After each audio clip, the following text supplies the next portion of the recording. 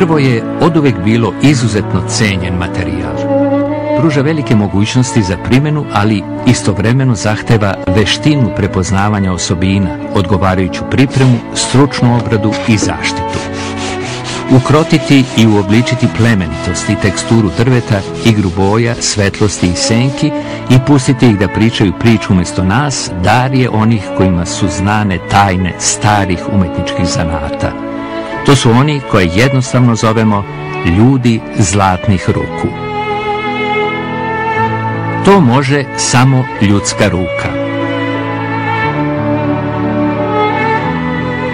Gotovo svako od nas se u nekom trenutku u životu suočio sa dilemom šta da uradi sa starom škrinjom svoje bake, stolicama kojima se klate nogari i ormarima iz kuće naših roditelja koji nam se čine nezgrapnim u modernom okviru našeg novog doma. Svi ti stari predmeti gube vrednost i padaju u zaborav, da bi se posle nekog vremena desilo čudo. Izrone iz mraka kakvog podruma ili tavana i u moru bezličnosti iz miljeja brzog tempa današnjeg života, prepunog hiperprodukovanih predmeta, bez ikakve autentičnosti i vrednosti, počinju da žive svoj novi život.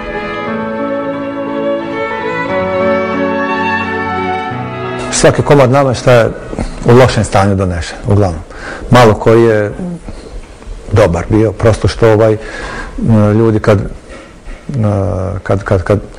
istroše taj namještaj, kad se ošteti, kad dođe do bilo kakvog oštećenja, njima on više ne treba ili ga donose na restauraciju.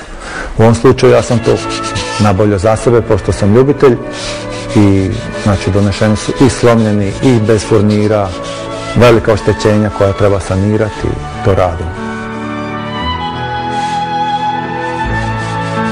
Kada se želja jednog čovjeka da posjeduje određeni predmet pretvori gotovo u strast, počinje traganje za odgovorima na pitanja kako starine izvučene iz zaborava obnoviti, vratiti im stari sjaj, sačuvati od svakojakog propadanja i učiniti ih dugovečnim. Ovim zanatom se bavim možda od 90. nešto aktivnije godine i od tada. Naučio sam ga prosto iz ljubavi prema antikvitetima i željom da imam dobar i kvalitetan komad namještaja, tako je krenulo. Ja sam učio od starih stolara, taj zanatski deo stolarski.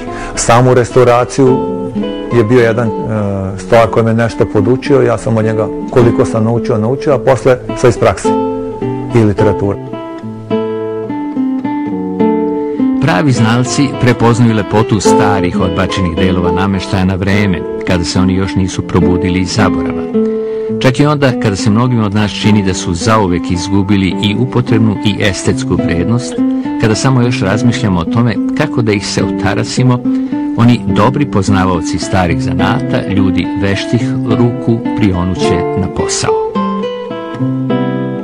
Ovo je jedan garderobni orman stila Biedermeier, koji je u vrlo, vrlo lošem stanju i prosto je istrulio, crvotočina ga je napala, ovo su ukrasni detalji koji će morati da se stave novi, da se zamenjuju, a potom ovo je njegovo dno ili pod, koji je isto i iskrivljen od vremena i vlage, također truo, morat ćemo da ga menjamo isto. Ovdje mu je krilo jedno od vrata, sad ta vrata su bila iskrivljena, sad treba da ih ispravim, onda treba prvo da se navlaže, potom da se pod teretom ispravljaju.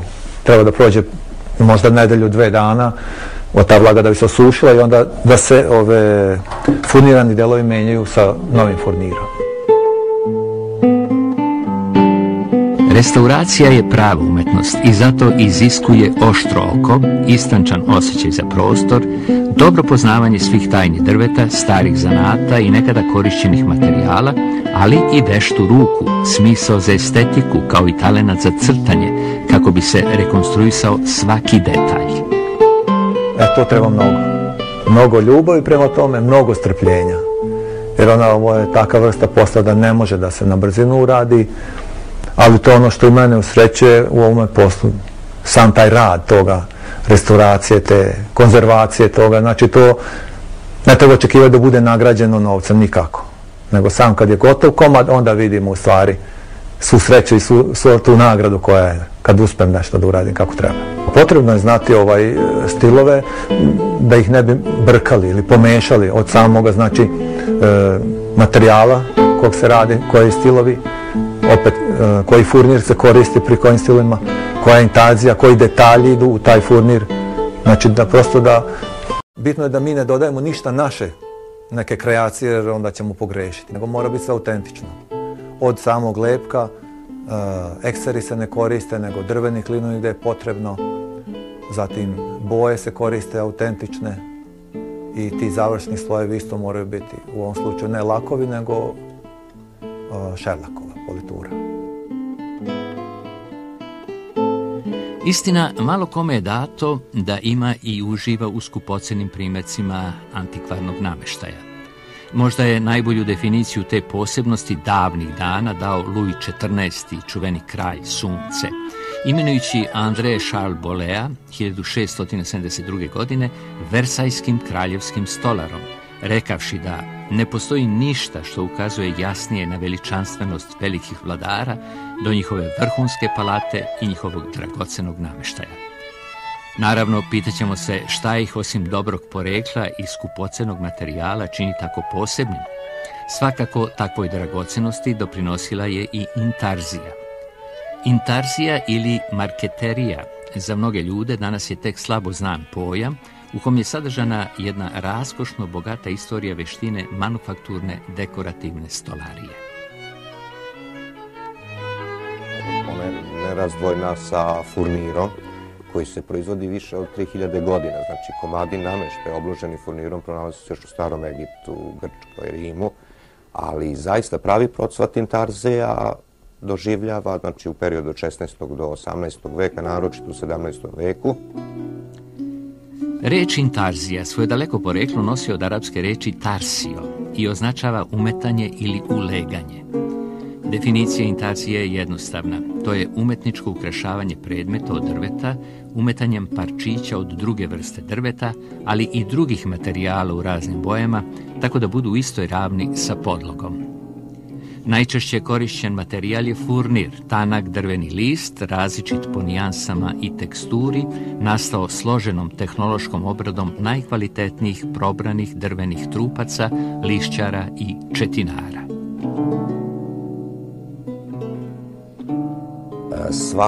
Svaki odrezak, svako parče, svaki list furnira je unikatan. Znači, nijedan rad se ne može ponoviti, naprosto zbog teksture koju pruža drvo, a intarzija je samo tu da uobliči u određeni motiv. Istorijski sam izraz furnir vodi poreklo još iz 16. veka od francuske reči fournier, kojom je opisivan način oblaganja drveta listovima visoko kvalitetnog i skupocenog furnira. Baš u tim, znači, svojim nekim evropskim počecima, intarzija rađena sa takozvanim intarzijskim magaretom ili marketridonke, kako već Englezi nazivaju. To je nešto poput sedala koje je imalo papučicu i testericama se izrezivali, ali nekih 10-ak ploča furnira, i znači pritom se moglo napraviti 10-ak aplikacija identičnih, ukoliko se na osnovi izdvoji određeni ornament. I to je jedan, znači to je takozvana piljena intarzija, koja je bila jedan od najprisutnijih oblika. Kasnije ona počela da se radi sa nožićima, odnosno skalpelima, i metodom sečenja furnira skalpelima sam i ja naučio i bavim se danas na taj način.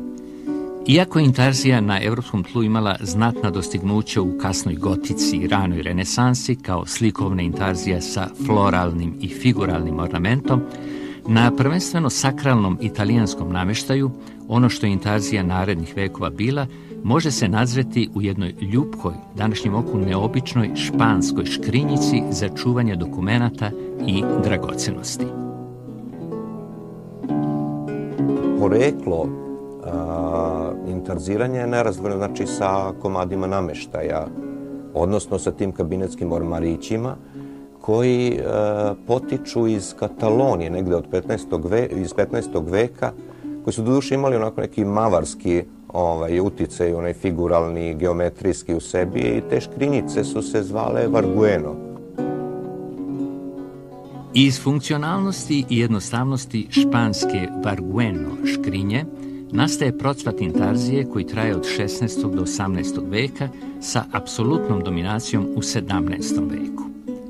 No tada primat u ukrašavanju preuzimaju pisaći stolovi ili sekreteri, kao i tabernakul ormari. Kabinetske škrinje poprimaju raskošnu dekorativnost, pa od svoje prvobitne namene da čuvaju dragocenosti i same postaju dragocenost. Već francuske zanatlije 16. veka ovaj složeniji postupak nazivaju marketerie. Danas je marketerija oznaka za raskošno lepe komade nameštaja kasnog baroka i rokokoa. Najznačajniji centri intarzijski su bili Augsburg u Nemačkoj, Antwerpen u Nizozemskoj, Venecija i mnogi drugi gradovi italijanski, svakako i Pariz. Jedan od najznačajnijih autora, odnosno intarzista, koji je bio čak dvorski intarzista, odnosno umetnik Luja XIV. André Charles Bull je nešto što je i danas dan, znači i bio i danas dan ostao neprevaziđen u svojim veštinama, naprosto jer je imao dobrog mecenu i obeležio epohu baroka. Intarzija je naročito negovana u Italiji u 15. i 16. veku u Sijeni, Toskani i Lombardiji. Najpoznatiji majstori intarzije su bili Giovanni da Verona, Baccio d'Agnolo i Fra Damiano. U Nemačkoj izrada intarzije se razvijala pod uticajem italijanskih umetnika. Od 16. veka u izradi intarzije se upotrebljavao još i sedef, slonova kost, mesing, ali i plemeniti metali. Isključivo zanatsku proizvodnju smenjuje epoha industrializacije u 19. veku i osnivanjem prve fabrike furnira 1843. godine u Freiburgu obezbeđeni su uslovi za proizvodnju furnira u velikim količinama. Nažalost, negde 70. godina 20. veka, pojavom masovne proizvodnje industrijskog i pločastog nameštaja stavljena je tačka na istorijat intarzije kao umetničkog zanata za ukrašavanje nameštaja.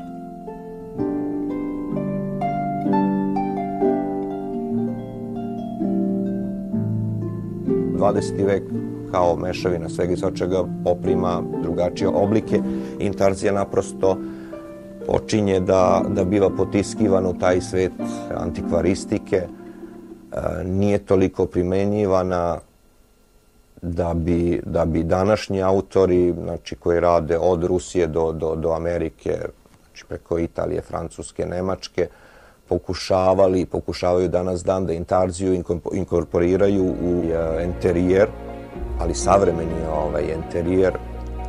Posle faze u kojoj je do neverovatnih razmera zavladao kult krajnje jednostavnosti sintetike, plastike, stakla i metala, nastupila je doba gotovo ravnopravne vladavine mnoštva stilova, ali i povratak postojanim i prirodnim materijalima, povratak i restauracija stare estetike življenja.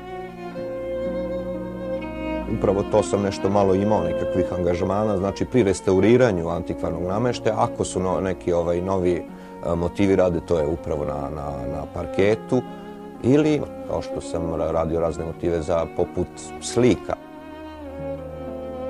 Iako je u oblikovanju nameštaja najprisutnija, intarzija je nalazila primjenu i kroz izradu od nameštaja nezavisnih najrazličitijih vrsta motiva. Primenjivana je i kod izrade ramova za slike i ogledala, zidnih satova, kutija i škrinja, muzičkih instrumenata, fijakera, kočija, trofejnog oružja, ali se spustile i na podove. Danas je, nažalost, premalo škola i starih majstora od kojih se veštine starih umetničkih zanata mogu naučiti. Jedna od najznačajnijih škola to je pri školi za restauraciju uopšte umetnina, nalazi se naravno u Parizu. Postoji ta Bullova škola marketerije, odnosno intarzije u Parizu. Postoji i škola koja je u Firenci, opet je znači nerazvojno povezana sa različitim vidovima restauriranja, ali u suštini nema ih mnogo. Kod nas naravno to nema.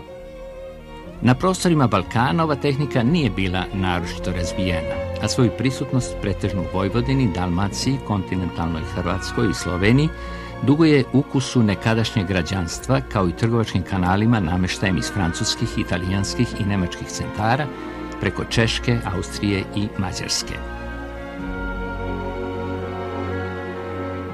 U našoj zemlji sam izlagao zajednička izložba, to je bilo u okviru Jagodinskog etno sajma pre 2 godine.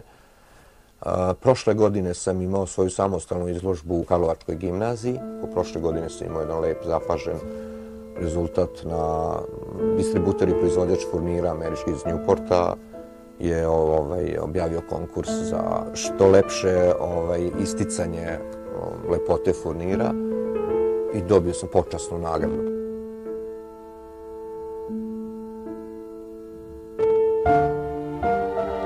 Za ovaj zanat potrebne su vešte ruke, puno strpljenja, dobra koncentracija, odlično poznavanje svojstava furnira, dobar alat, pa se do finalnog željenog proizvoda dolazi kroz nekoliko faza. Osnove zanata su izuzetno jednostavne, kao i kod većine zanata. Potrebno je znači pronaći neki atraktivan motiv, stvoriti na njemu, recimo, ovo je crtež jednog umetnika iz 15. veka.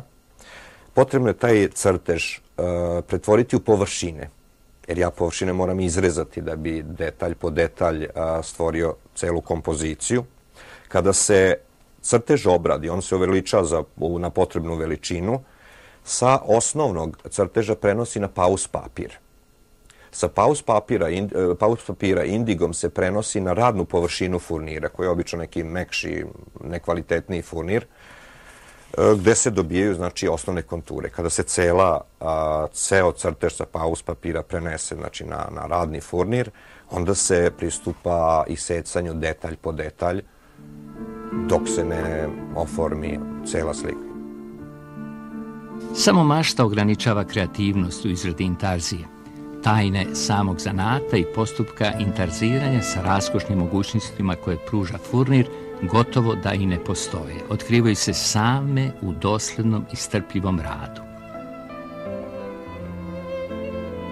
Osnova je sasvim jednostavna, ali dolaženje do te preciznosti se stiče vremenom. Potrebno je nekad izbaciti jedan delić i do 20 puta dok ne bude ukomponovan, znači da pasuje potpuno onu šupljinu koja je napravljena, ili da odgovara bojom, ili da odgovara kontrastom. Drvo kao da samo traži najadekvatniji način da iskaže svu svoju lepotu. Ali na stranu i furniri koji mogu i ne mogu da se nabave kod nas, motivi i šeme koje čoveka mogu da zaintrigiraju, na stranu sve, kaže Dušan Rakić, ali osnova zanata je strpljenje. Neretko se dešava da nije zadovoljan bojom i kontrastima koji su postignuti, pa bez obzira na uložen trud izmeni čitav jedan već urađen deo. Kada se, znači, detalj po detalj uobliči ceo motiv, on se lepi na podlogu, da li mekog drveta kao što je lipa ili se na ivericu lepi, s tim što će ova strana koja je rađena biti naličje, a ova strana koja je lepljena biti lepljena papirnim lepljivim fug papirom, biti lice, i pri završenom lepljenju se brusi čitava površina ovog lica prvo sa različitim vrstama šmirgle, počevši od 120 šmirgle pa do 240, 360, dok se ne postigne glatkoća kao što je recimo ogledalo. I kada se taj postupak obrade, odnosno šmirglanja završi, onda se pristupa polituri ili lakiranju. Ja pribegavam u svim slikama da bude odrađena u politurom, bez obzira što je dugotrajniji i skupoceniji ovaj postupak, ali sa politurom drvo zadržava, da kažemo, večno svoju izražajnost, boju, sjaj, postojanost. za razliku od laka koji vremenom žuti, puca i nema prirodnost. U toj finalnoj obradi jedne intarzije, ne samo zbog toga što je i sama stara manufakturna tehnika, politura je nesumnjivo preporučljivija od lakiranja, jer taj dugotrajni proces nanošenja politurne smese obezbeđuje savršenu izražajnost upotrebljenih furnira, a posle dužeg vremenskog perioda ne tamni, niti je sklona kapilarnom, odnosno staklastom pucanju, što se često dešava sa lakiranim površinama. Ova radionica je isključivo za završnu obradu, to je za polituru, pošto ja ovdje samo polituru radim, ili lepljenje zlatnih listića. Kao što je ovo ogledalo pored mene, ono je bilo u lošem stanju, sve je restaurirano i kad je trebalo pozlatu raditi, ona se radi ovdje. Gdje je treba da bude potpuno suvo i toplo, prostorija takva treba da bude i onda će biti uspešna restauracija. Šelak od koga se pravi politura potiče iz Indije. To je prirodna smola, zapravo izlučevina jedne vrste tropskih vaši, koje domoroci skupljaju i presuju, iz čega se dobija masa slična čilibaru. Komercijalno dolazi u više boja, pakovano listićima, grudvicama, prahu ili kao već gotova smesa za rad.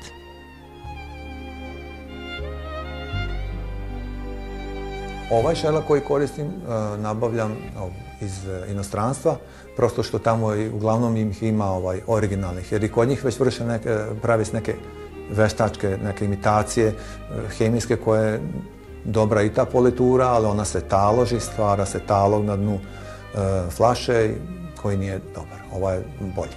Za samu polituru je vrlo važna priprema, znači sam materijal, taj komad namještaja mora da bude besprekorno pripremljen da bi se dobra politura dobila. Znači, to je tajna svega. Francuska politura, kako je neki zovu, ili jednostavno politiranje, je dugotrajan i naporan posao, ali se rezultat ne da uporediti ni sa jednim drugim izgledom finiširane površine. Za dobru polituru treba i 3-4 nedelje, nekad i 5. Pošto uvijek treba da bude razmak od jedne do druge ruke te politure. Može im brzo da se urade, onda kasnije to ima posljedice svoje. Prosto što gubi taj sjaj, gubi kvalitet i tako. Posle 4, čak 5 nedelja politura je gotova i tu je poslu kraj. Sledi još po koji kritički pogled i najzad zadovoljstvo učinjenim. A ovo je bila priča o tim retkim zaljubljenicima tradicionalnog manufakturnog stvaralaštva. Priča o ljudima koji kroz medijum drveta, odnosno furnira, na svetlost dana svojom zanatskom veštinom nanovo iznose retka, stara iskustvena znanja sabrana u pomalo zaboravljenim umetničkim zanatima. Za sebe kažu, na nama je, koji se drvetom bavimo, da pružimo maksimum, a na drvetu je da kroz nas lepotom govori sam.